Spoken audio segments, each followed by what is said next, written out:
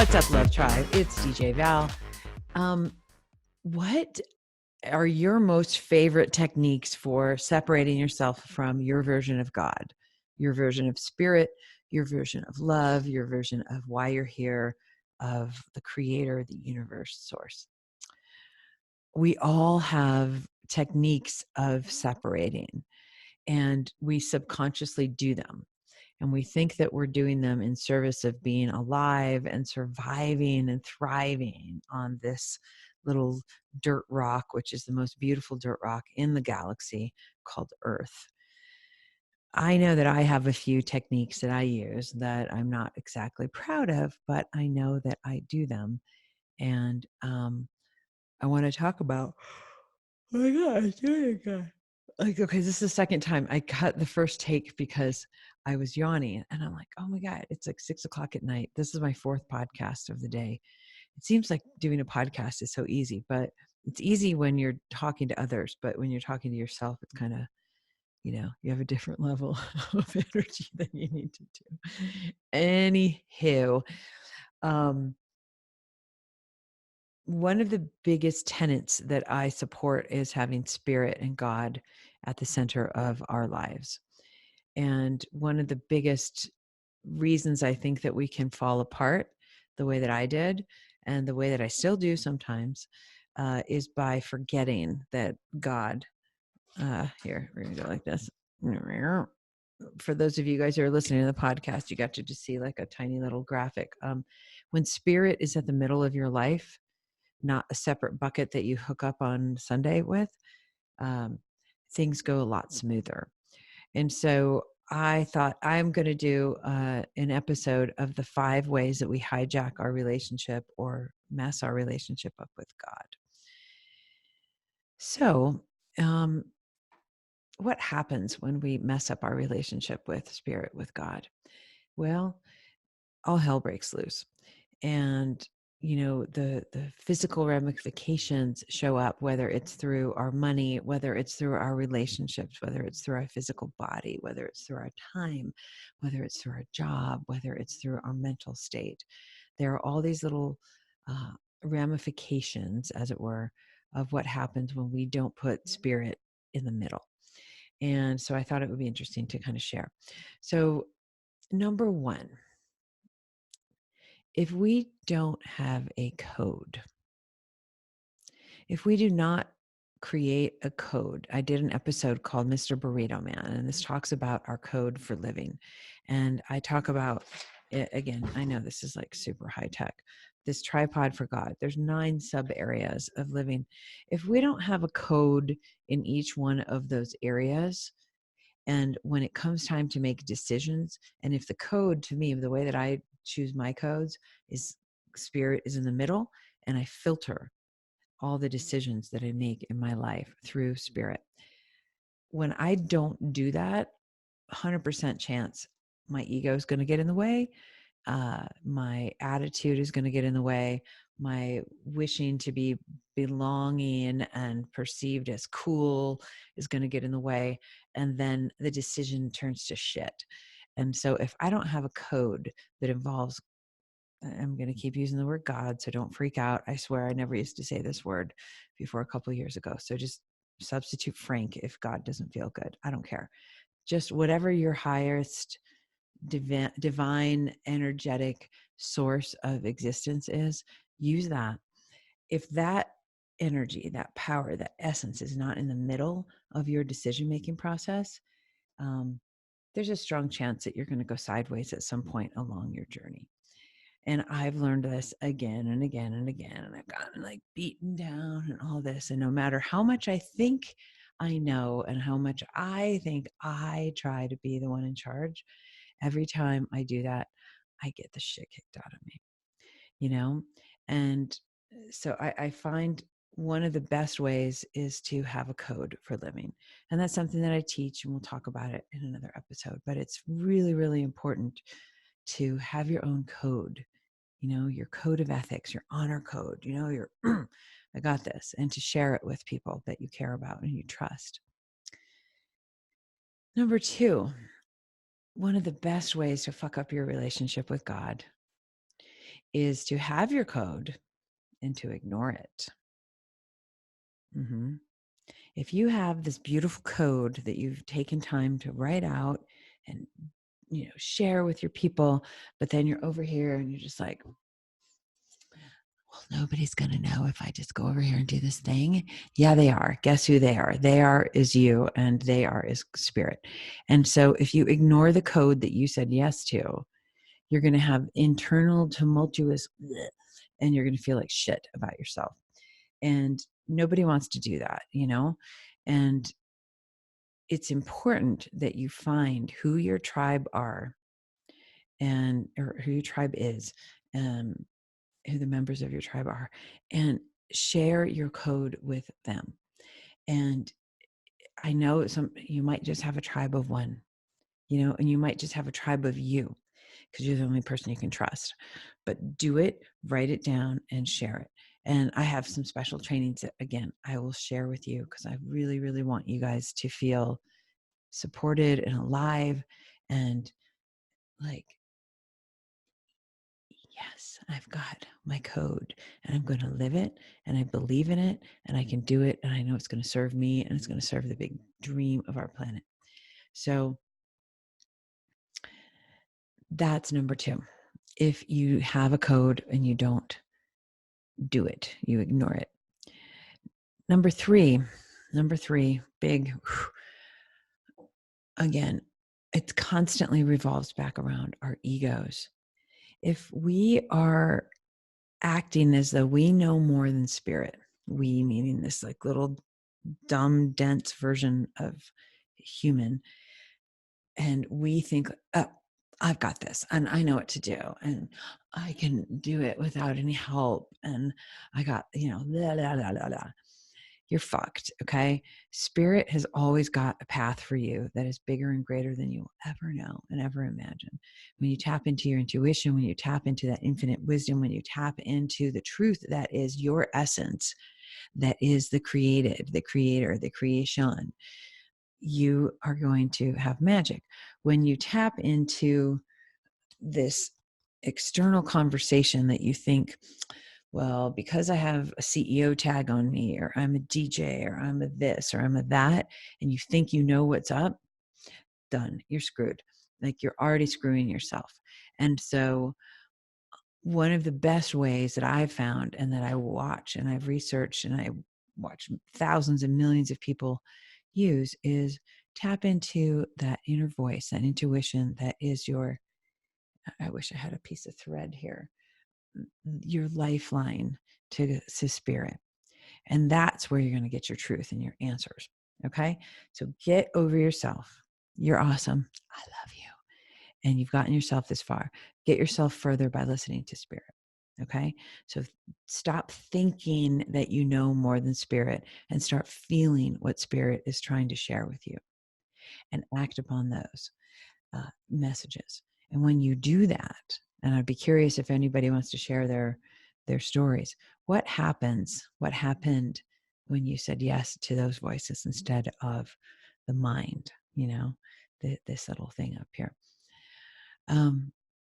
Number 4, one of the best ways to fuck your relationship up with God. Do not ask for help. Don't ask. Think you can do it all by yourself. I got this. Yeah, no. Doesn't work. Tried that. I almost died. Like I was like this close to death. It was really like microseconds from death. And it was because of my ego, and it was because I thought that I had it. And I was too embarrassed and ashamed to admit that I needed help. And my kids almost lost their mama. And I almost lost my contact with spirit. And I was such an asshole and so into my own fear of being looked at as weak. And if I was looked at as weak, how could I be in service? How could I be a helper? How could I do my mission? Being weak and vulnerable, not that I want to encourage everybody to go around and be weak and vulnerable all the time. But the truth is, we have, the sine and the cosine wave. Like there's times when we're high and there's times when we're low. Stop trying to not be what you are, which is sometimes weak and vulnerable. And I do this podcast, I do my project, I do the things that I do for you because I want to help you. And I also do them for my own therapy.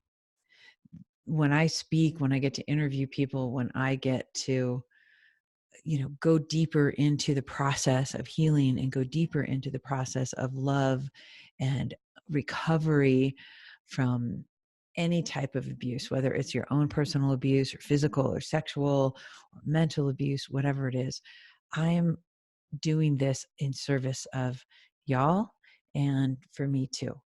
And so, because we can all heal and grow together, I think we can raise the tide together. So, the asking for help part, number 4, I suck. I suck a big bag of soggy dicks. I'm sorry, I do.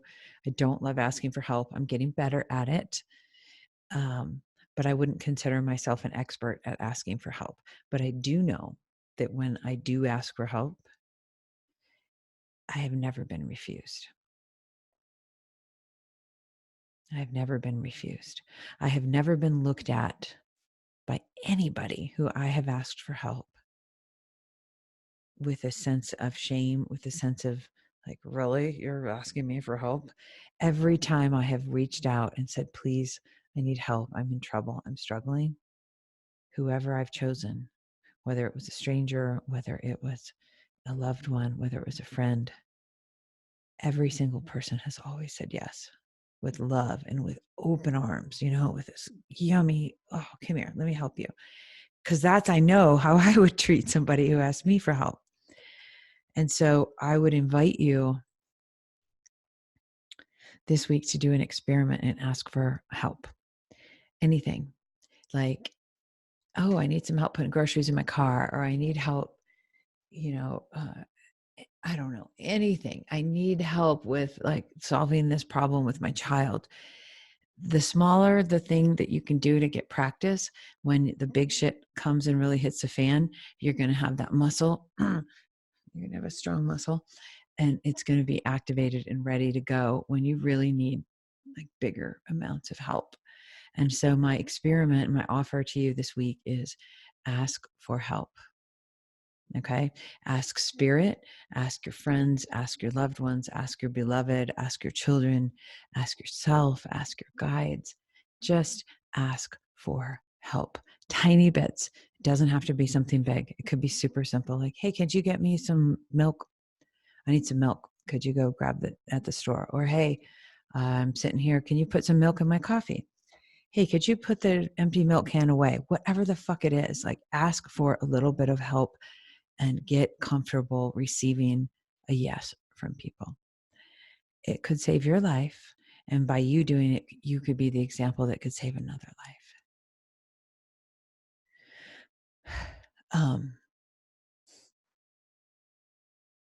It could save another life. So ask. Okay. So number 5, the top 5 ways to screw God and to not listen to God is to continue number 1 through 4. I couldn't come up with a number 5. I'm like, what's number 5? I don't know. It's a big deal when you don't have a code. And then when you do have a code, you ignore it. And then when you think your mind knows better than what your heart is telling you, and when you're not willing to ask for help, those 4 things can kill you. They could ruin your life. They could ruin your friendships. They could ruin your children's life. And we need you here. I need you here. This is a lot of work trying to like help the world be better. And I know you know what I'm talking about. We need each other. And if we can do the opposite of number 1 through 4, we can be the happiest and wholest versions of ourselves. So I want you all to say yes. Say yes to your dream, pull it off the shelf, figure out what it is. If you haven't even thought about having one, start manifesting something. Start saying, I want to do this. I remember I used to live on a sailboat back in the 90s, and I used to teach sailing to college kids. And for Michigan State University and Florida State University. And kids would come live. I say kids, I mean, I was in my 20s and they were too, they would come live aboard our boats. My partner, Captain Joe, and I. My favorite moments of my teaching experience and my sailing experience wasn't the sailing. Of course, it was beautiful. We got to travel all over and do all these weird things. We were total pirates. We would just hijack slips and all sorts of crazy shit. It was like, okay, we're pirates. Nobody's going to notice we're here. That was kind of fun and exhilarating. But the most exhilarating and the most impactful thing that I ever got to do, I got to sit on the bow of my boat, my sailboat. Okay. Euphony, that's what her name was. It was a 31-foot almond sailboat. And he had a 46-foot pan-oceanic brewer called the Compass Rose. So we had our two boats. We had the his and hers. Mine was little and his was bigger. When the students would come, just like I did, and we would be sailing, and we got to learn all the knots and the how do you do windward and leeward and all the things that you do when you're sailing. The most potent things that came out were when we were sitting on the bow of the boat, and I would ask the students, what's your dream? What is your dream? And these kids were, 20, 21, 22. A lot of their answers startled me. The answers would be, well, my dad was a doctor and my grandfather was a doctor. And so I'm going to pre-med and then I'm going to go to medical school and I'm going to be a doctor too.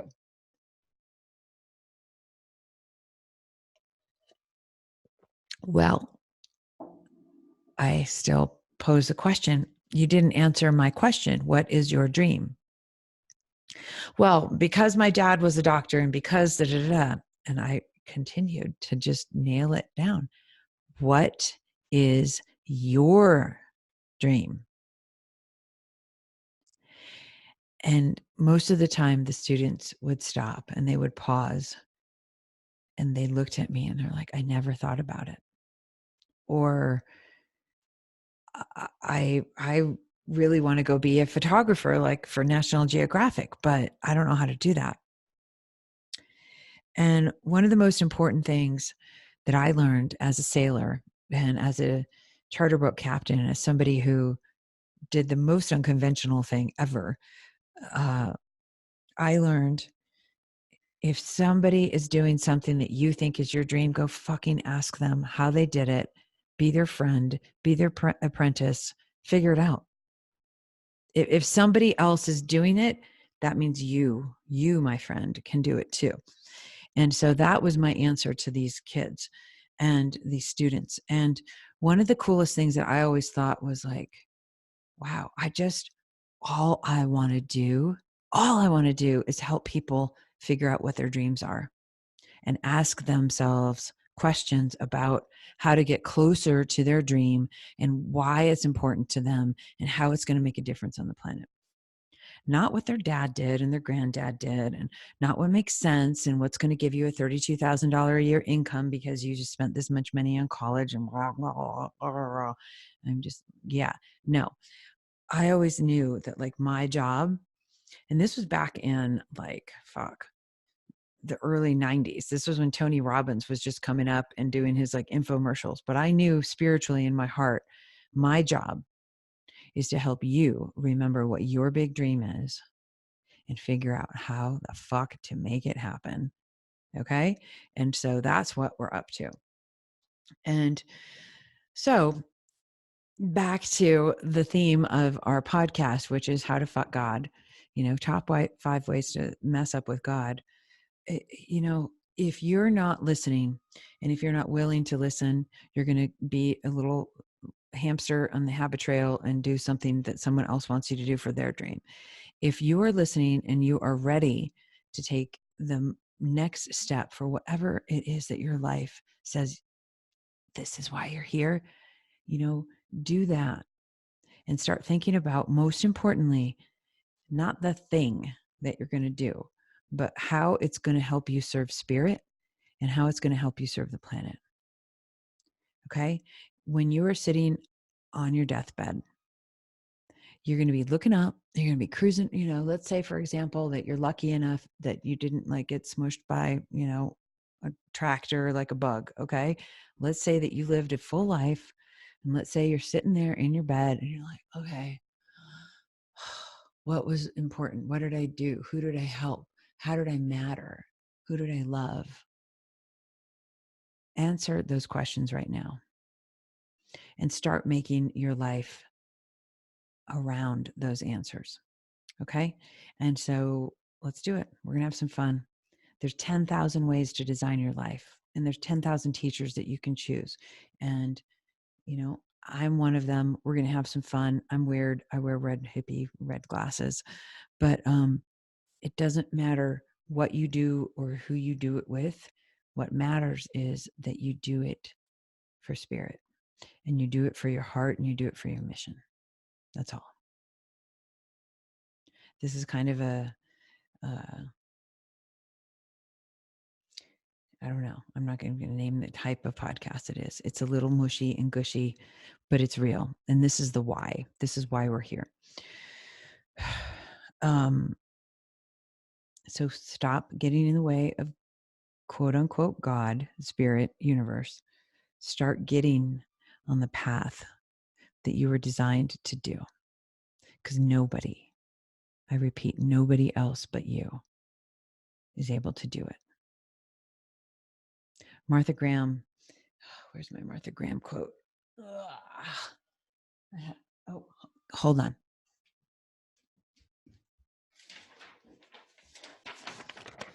I have my Martha Graham quote. Thank you, Bo Eason, for reminding me of this. Martha Graham is definitely one of my heroes. Martha Graham is a contemporary dance teacher and choreographer, beautiful woman. She's changed the face of dance. I am not a professional dancer. I am definitely a professional dork, but Martha Graham is somebody who really inspired generations, and I love her. But this is something that's super powerful. I'll put this up on my hold on. I'll put this up on the show notes. This has to do with you being the most important, potent version of you, because there's nobody else like you. So think about that. This is from Martha Graham.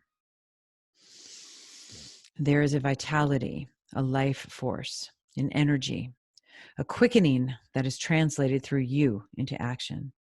And because there is only one of you in all of time, this expression is unique. And if you block it, it will never exist through any other medium, and it will be lost. The world will not have it. It is not your business to determine how good it is, nor how valuable, nor how it compares with other expressions. It is your business to keep it yours clearly and directly, to keep the channel open. You do not even have to believe in yourself or your work. You have to keep yourself open and aware to the urges that motivate you. Keep the channel open. No artist is pleased. There is no satisfaction whatsoever at any time. There is only a queer, divine dissatisfaction, a blessed unrest that keeps us marching and makes us more alive than others. Martha Graham. What does that mean? That means you are the only you that ever gets to express this gift of you. If you don't bring it out now, nobody else will. Ever. Lady Gaga was born on my birthday, March 28th. I love you, Lady Gaga. I'm a weirdo. She wore meat suits. I wore candy boxes from February 14th, whatever, Valentine's Day. I used to take old things and recycle them and make crazy costumes. She did the same thing. Clearly, the woman has fuck ton more talent than I do because she can play piano and sing. I just make weird shit and DJ. But I'm my own meanness, Can you imagine the world without Lady Gaga? Can you imagine the world without Elton John? Can you imagine the world without, oh my God, without Jerry Garcia? Can you imagine the world without Janis Joplin? Can you imagine the world without Martin Luther King? Can you imagine the world without Jim Morrison? These are all my heroes. Can you imagine if they shrunk? Can you imagine if they got in the way of their own divinity and their own purpose? Can you imagine the world? Can you imagine John Lennon not having Imagine? Can you imagine the Beatles not having John Lennon? Can you imagine the world not having you? Rise up, stand up. The time is now. Get out of your own way. Your ego served its purpose, and now your soul is ready to live its purpose. Do the thing that you were born to do. Rise up, stand up, and serve. That's it. That's the end of this podcast. Rock and roll. Joan Osborne, What If God Was One of Us, is a song of the week. Rock it. You guys got this. I love you. Thanks for letting me be me. And I hope that by me being me, I get to help you be you.